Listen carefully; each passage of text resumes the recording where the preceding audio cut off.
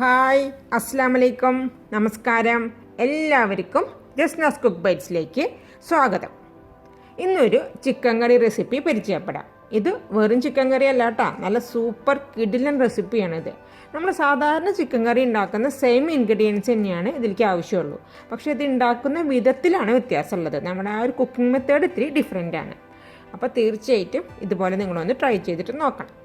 അതിന് വേണ്ടിയിട്ട് ചിക്കൻ കറി ഉണ്ടാക്കാൻ വേണ്ടിയിട്ട് ഞാനിപ്പോൾ 1 കിലോ ചിക്കൻ നന്നായിട്ട് കഴുകി വൃത്തിയാക്കിയിട്ട് വെള്ളമൊക്കെ കളഞ്ഞ് എടുത്തു വെച്ചിട്ടുണ്ട്. പിന്നെ നമ്മൾ സാധാരണ ചിക്കൻ കറി ഉണ്ടാക്കാൻ എടുക്കുന്ന പോലെ തന്നെ സവാള ചെറുതാക്കി അരിഞ്ഞു വെച്ചിട്ടുണ്ട്. നല്ല തിന്നായിട്ട് വേണം കേട്ടോ നമ്മൾ സവാള അരിഞ്ഞെടുക്കാനായിട്ട്. സവാള തിന്നായിട്ട് അരിഞ്ഞെടുക്കണം. അതൊന്ന് നിങ്ങളൊന്ന് പ്രത്യേകം ഒന്ന് ശ്രദ്ധിക്കണം. പിന്നെ നമുക്ക് കുറച്ച് കറിവേപ്പില, തക്കാളി ഇതേ ഇതുപോലെ ഇത്തിരി വലിയ കഷ്ണങ്ങളായിട്ട് തന്നെ നിങ്ങൾ മുറിച്ചോ, അത് കുഴപ്പമില്ല. കാരണം നമുക്ക് ഇത്തിരി വലിയ കഷ്ണങ്ങളായി മുറിക്കുന്നത് തന്നെയാണ് നല്ലത്. പിന്നെ ഇഞ്ചി, വെളുത്തുള്ളി, പച്ചമുളക്, ഉണക്കമുളക്. വെളുത്തുള്ളി ഞാനിപ്പോൾ ഇവിടെ ചതച്ചിട്ടോ അരിഞ്ഞിട്ടോ ഒന്നുമില്ല, നന്നാക്കി അങ്ങനെ തന്നെ എടുത്ത് വെച്ചിട്ടുണ്ട്. പിന്നെ ഇഞ്ചി ഞാൻ ഇതുപോലെ ഇത്തിരി നീളത്തിൽ അരിഞ്ഞു വെച്ചിട്ടുണ്ട്. ഉണക്കമുളക് ഉണ്ട്, പച്ചമുളക് കൊടുത്തിട്ടുണ്ട്. പച്ചമുളകിൻ്റെ അറ്റത്ത് ഞാൻ ഇതുപോലെ ഒന്ന് കീറിയിട്ടുണ്ട്. അത് എന്തുകൊണ്ടാണെന്നുള്ളത് ഞാൻ കുക്ക് ചെയ്യുമ്പോൾ പറഞ്ഞുതരാം. പിന്നെ നമുക്കിതിൻ്റെ പൊടികൾ ആവശ്യമുണ്ട്, അത് ഞാൻ കുക്ക് ചെയ്യുമ്പോൾ അതും പറയാം. അത് ആദ്യം നമ്മൾ ഇതുപോലെ ഒരു ചിക്കൻ കറി വെക്കുന്ന ഒരു പാൻ എടുത്ത് വെക്കുക. ഇതിൽ അങ്ങനെ അടി പരന്ന പാത്രം എടുക്കുന്നതാണ് കേട്ടോ നല്ലത്. അതിലേക്ക് നമുക്ക് വെളിച്ചെണ്ണ ഒഴിച്ചു കൊടുക്കാം. ഞാനിപ്പോൾ വെളിച്ചെണ്ണയിലാണ് പ്രിപ്പയർ ചെയ്യുന്നത്. സാധാരണ നമ്മൾ ചിക്കൻ കറി ഉണ്ടാക്കാൻ ഉപയോഗിക്കുന്ന വെളിച്ചെണ്ണയെക്കാട്ടും ഒരു 2-3 ടേബിൾ സ്പൂൺ കൂടുതൽ നമ്മൾ ഒഴിച്ചു കൊടുക്കണം. എന്നിട്ട് നമ്മൾ എടുത്ത് വെച്ചിട്ടുള്ള സവാള ആ വെളിച്ചെണ്ണയിൽ ഇട്ടിട്ട് നന്നായിട്ട് വഴറ്റിയിട്ട് നമ്മൾ ഈ സവാള മൊരിയിച്ചെടുക്കണം. നമ്മൾ ബിരിയാണിക്കൊക്കെ മേലെ ഇടാൻ വേണ്ടിയിട്ട് നമ്മളിങ്ങനെ നന്നായിട്ട് മൊരിയിച്ചെടുക്കില്ലേ, അതുപോലെ ഈ സവാള നമുക്ക് ഒരു മീഡിയം ഫ്ലെയിമിലിട്ടിട്ട് മൊരിയിച്ചെടുക്കണം. സവാള മൊരിഞ്ഞാൽ തന്നെ നമ്മുടെ ഈ ഒരു കറി ടേസ്റ്റ് ആവുള്ളൂ കേട്ടോ. അപ്പോൾ ഞാൻ സവാളയിൽ വേഗം മൊരിഞ്ഞ് കിട്ടാൻ വേണ്ടി കുറച്ച് ഉപ്പിട്ട് കൊടുത്തിട്ടുണ്ട്.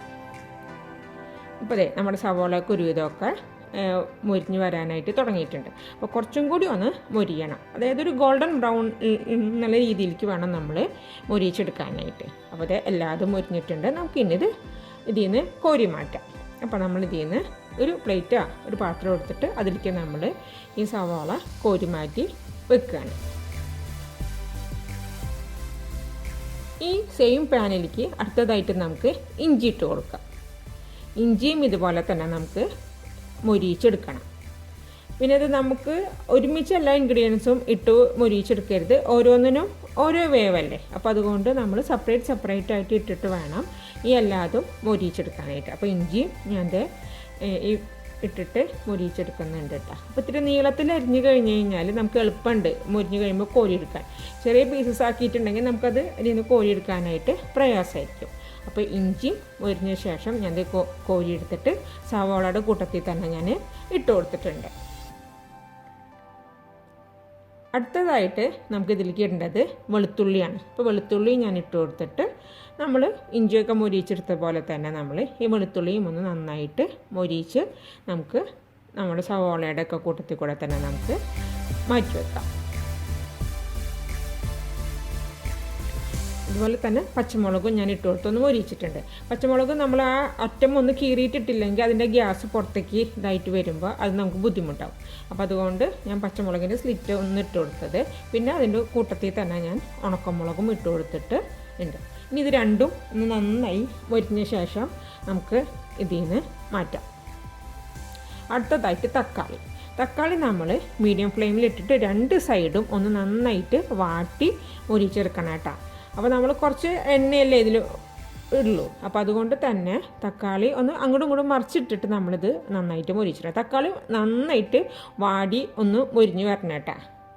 അപ്പോൾ തക്കാളിയും ഒന്ന് നന്നായിട്ട് വാടി മൊരിഞ്ഞൊക്കെ വന്നു കഴിഞ്ഞപ്പോൾ ഞാനതിൽ നിന്ന് എടുത്ത് മാറ്റി. ഇനി നമ്മൾ ഈ പാൻ ഒന്ന് ഓഫാക്കിയിടാം.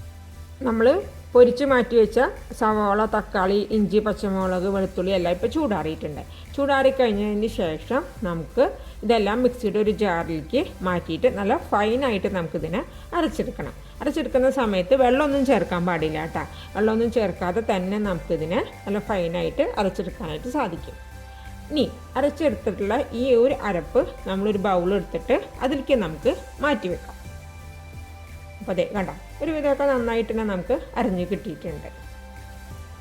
ഈ അരപ്പ് ബൗളിലേക്ക് മാറ്റിയതിന് ശേഷം നമ്മുടെ ഈ ഒരു മിക്സിയുടെ ജാറുണ്ടല്ലോ, ഈ ജാറിലേക്ക് നമ്മളൊരു 1/2 ഗ്ലാസ് വെള്ളവും കൂടി ഒഴിച്ച് കൊടുത്തിട്ട് ഒന്നും കൂടി ഒന്ന് മിക്സി ഒന്ന് ഓണാക്കി കറക്കിയെടുക്കുക.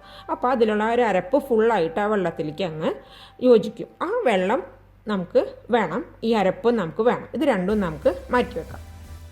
സവോളയൊക്കെ പൊരിച്ചെടുത്ത ആ സെയിം പാനിലേക്ക് നമുക്ക് കുറച്ച് കറിവേപ്പില ഇട്ട് കൊടുക്കാം. കുറച്ച് അധികം ആയിക്കോട്ടെ കറിവേപ്പില. ഇനി കറിവേപ്പിലൊക്കെ ഒന്ന് നന്നായിട്ട് മൂത്ത് വന്നു കഴിഞ്ഞ് കഴിഞ്ഞാൽ നമുക്കതിനൊന്ന് സൈഡിലേക്ക് ഒതുക്കിയ ശേഷം നമ്മൾ ചിക്കൻ കറിക്ക് ചേർത്ത് കൊടുക്കുന്ന പൊടികളെല്ലാം മല്ലിപ്പൊടി ഇട്ട് കൊടുത്തിട്ടുണ്ട്. പിന്നെ നമുക്കിതിലേക്ക് ആവശ്യത്തിന് എരിവിന് വേണ്ടിയിട്ട് മുളക് പൊടി, ഓൾറെഡി നമ്മൾ 3 വറ്റൽമുളകും പച്ചമുളകും ചേർത്തിട്ടുണ്ട് അരപ്പിൽ. അപ്പോൾ അതനുസരിച്ചിട്ടുള്ള മുളക് പൊടി ചേർത്ത് കൊടുക്കുക. കുറച്ച് മഞ്ഞൾപ്പൊടി, ഗരം മസാലപ്പൊടിയും ചേർത്ത് കൊടുക്കുക. ഗരം മസാലപ്പൊടി നമുക്ക് വേണമെന്നുണ്ടെങ്കിൽ പിന്നീട് കുറവ് തോന്നിയാൽ ചേർത്ത് കൊടുക്കാവുന്നതാണ്. കുറച്ച് കുരുമുളക് പൊടി ഞാൻ ചേർത്ത് കൊടുക്കുന്നുണ്ട്. ഇനി ഈ പൊടികളും കൂടിയിട്ട് ഈ എണ്ണയിൽ ഇട്ടിട്ടൊന്ന് നന്നായിട്ടൊന്ന് മൂപ്പിക്കുക. അപ്പോൾ ഇങ്ങനെ മൂപ്പിക്കുമ്പോൾ നമ്മൾ ലോ ഫ്ലെയിമിൽ വെച്ചിട്ട് വേണം ചെയ്യാനായിട്ട്. ഇനി നിങ്ങൾക്ക് ഇങ്ങനെ ലോ ഫ്ലെയിമിലിട്ട് മൂപ്പിച്ചെടുക്കാനായിട്ടുള്ളൊരു കോൺഫിഡൻസ് ഇല്ലയെന്നുണ്ടെങ്കിൽ തീ ഓഫാക്കിയതിന് ശേഷം ആ ചൂടിലിരുന്നിട്ട്, ആ പാനിലുള്ള ചൂടിലിരുന്നിട്ട് പൊടികൾ മൂത്ത് വന്നോളും. അങ്ങനെ ചെയ്താലും മതി. പൊടികളൊക്കെ ഒന്ന് നന്നായിട്ട് മൂത്ത് വന്നു കഴിഞ്ഞ് കഴിഞ്ഞാൽ നമുക്കിതിലേക്ക് നേരത്തെ നമ്മൾ അരച്ച് മാറ്റി വെച്ചിട്ടുള്ള അരപ്പുണ്ടല്ലോ, ആ അരപ്പ് ഇതിലേക്ക്, ആ പേസ്റ്റ് നമുക്കിതിലേക്ക് ചേർത്ത് കൊടുക്കാം. ആ അരപ്പും കൂടി ചേർത്ത് ഒന്ന് 2 മിനിറ്റ് നമ്മൾ മീഡിയം ഫ്ലെയിമിലിട്ടിട്ട് ഒന്നും കൂടി ഒന്ന് നന്നായിട്ട് വഴറ്റിയെടുക്കാം. നമ്മുടെ അരപ്പൊക്കെ ഒന്ന് നന്നായിട്ട് വഴന്ന് വന്നു കഴിഞ്ഞ് കഴിഞ്ഞാൽ അതിലേക്ക് നമുക്ക് ചിക്കൻ്റെ പീസസ് ഇട്ട് കൊടുക്കാം. ചിക്കൻ്റെ പീസ് ഇട്ട് കൊടുത്ത് ഒന്ന് നന്നായിട്ട് ഇതുപോലെ ഒന്ന് ആ അരപ്പൊക്കെ അതുമ്പോൾ ഒന്ന് മിക്സ് ആവുന്ന തരത്തിലൊന്ന് നന്നായിട്ടൊന്ന് മിക്സാക്കാം. ഇനി നമ്മൾ അരപ്പിലേക്ക് ഉപ്പ് ചേർത്തിട്ടുണ്ടായിരുന്നു സവോള നമ്മൾ വറുത്തെടുത്തപ്പോൾ, പക്ഷേ ആ ഉപ്പ് പോരാണ്ട് വരും. അപ്പോൾ കുറച്ചും കൂടി ഉപ്പ് നമുക്ക് ഈ സമയത്ത് ചേർത്ത് കൊടുക്കാം. അതിനുശേഷം നമ്മൾ മീഡിയം ടു ലോ ഫ്ലെയിമിലിട്ടിട്ട് നമ്മളൊന്ന് മൂടി വെച്ചിട്ട് ഒരു 5 മിനിറ്റ് മൂടി വെച്ചിട്ട് നമ്മൾ കുക്ക് ചെയ്യണം. അപ്പോൾ ആ ചിക്കനിൽ നിന്നുള്ള വെള്ളമൊക്കെ ഒന്ന് നന്നായിട്ട് പുറത്തേക്ക് വന്നിട്ടുണ്ടാവും. കണ്ടോ, ഇപ്പോൾ ചിക്കനിൽ നിന്നൊക്കെ ഉള്ള വെള്ളമൊക്കെ ഒന്ന് പുറത്തേക്ക് വന്നിട്ടുണ്ട്. ഇനി നമ്മളിതൊന്നും കൂടി ഒന്ന് നന്നായിട്ടൊന്ന് മിക്സാക്കിയ ശേഷം നമ്മൾ നേരത്തെ അരപ്പ് മാറ്റിയതിന് ശേഷം ആ മിക്സിയുടെ ജാറിൽ കുറച്ചും കൂടി വെള്ളം ഒഴിച്ച് കൊടുത്തിട്ട് നമ്മൾ ഒന്നും കൂടി ഒന്ന് അടിച്ചെടുത്തില്ലേ, ആ വെള്ളം ഇതിലേക്ക് ചേർത്ത് കൊടുക്കണം. നിങ്ങൾക്ക് ഇതുപോലെ, അതായത് ഒരു കുഴഞ്ഞിരിക്കുന്ന പരുവത്തിലാണ് വേണ്ടത് എന്നുണ്ടെങ്കിൽ നിങ്ങൾക്ക് ഇത്ര വെള്ളം ചേർത്ത് കൊടുത്താൽ മതി. എന്നിട്ട് നമ്മൾ ഈ ചിക്കൻ കുക്ക് ചെയ്ത് കഴിഞ്ഞ് കഴിഞ്ഞാൽ നമ്മുടെ കറി പാകം. അതല്ല, നിങ്ങൾക്ക് കുറച്ചും കൂടി ഇതാവശ്യമുണ്ട്, ഗ്രേവി നിങ്ങൾക്ക് ആവശ്യമുണ്ടെന്നുണ്ടെങ്കിൽ അതനുസരിച്ച് ഇളം ചൂടുള്ള വെള്ളം നിങ്ങൾക്ക് ഇതിലേക്ക് ചേർത്ത് കൊടുക്കാം. ഞാനപ്പോൾ ഇത്തിരി ഗ്രേവിയിലാണ് ഇത് എടുക്കുന്നത്. അപ്പോൾ ഞാൻ നന്നായിട്ട് ഇത് വെള്ളമൊക്കെ ഒഴിച്ച് ഒന്നുകൂടി മിക്സാക്കിയിട്ട് ഒരു 10 മിനിറ്റ് അടച്ചു വെച്ച് ഞാൻ വീണ്ടും വേവിക്കുകയാണ്. അപ്പോൾ ഒരു 10 മിനിറ്റ് കൂടി കഴിഞ്ഞ് കഴിഞ്ഞാൽ നമ്മുടെ ചിക്കനൊക്കെ നന്നായിട്ട് വെന്തിട്ടുണ്ടാവും. അപ്പോൾ ചിക്കനൊക്കെ വെന്ത് ഗ്രേവിയൊക്കെ നന്നായിട്ട് കുറുകി നന്നായിട്ട് എണ്ണ തെളിഞ്ഞ് വന്നിട്ടുണ്ട്. ഇനി ഇതിലേക്ക് നിങ്ങൾക്ക് വേണമെന്നുണ്ടെങ്കിൽ കുറച്ച് നാളികേരപ്പാൽ, നല്ല കട്ടിയുള്ള നാളികേരപ്പാൽ ഒരു 1/4 ഗ്ലാസ്, 1/4 കപ്പ് അത്രേ വേണ്ട, അധികം ഒഴിച്ച് കൊടുക്കരുത്. അതും കൂടി ഒഴിച്ച് കൊടുത്തു കഴിഞ്ഞാൽ സൂപ്പർ ടേസ്റ്റാണ്. അപ്പോൾ തീർച്ചയായിട്ടും ഇതുപോലൊരു ചിക്കൻ കറി നിങ്ങളെല്ലാവരും ട്രൈ ചെയ്തിട്ട് നോക്കണം. ടേസ്റ്റ് വ്യത്യാസമുണ്ട് കേട്ടോ. നമ്മൾ സാധാരണ ചിക്കൻ കറി വെക്കുന്നൊരു ടേസ്റ്റ് അല്ല ഇതിന്. അതുകൊണ്ട് തന്നെ നിങ്ങളെല്ലാവരും ഈ റെസിപ്പി ട്രൈ ചെയ്ത് നോക്കുമെന്ന് ഞാൻ വിശ്വസിക്കുന്നു. എൻ്റെ ഒരു വീഡിയോ കണ്ട എല്ലാവർക്കും താങ്ക് യു സോ മച്ച്. എൻ്റെ വീഡിയോ ഇഷ്ടമായി കഴിഞ്ഞ് കഴിഞ്ഞാൽ ലൈക്ക് ചെയ്യാനായിട്ടും കമൻറ്റ് ചെയ്യാനായിട്ടും ഷെയർ ചെയ്യാനായിട്ടും മറക്കരുത്.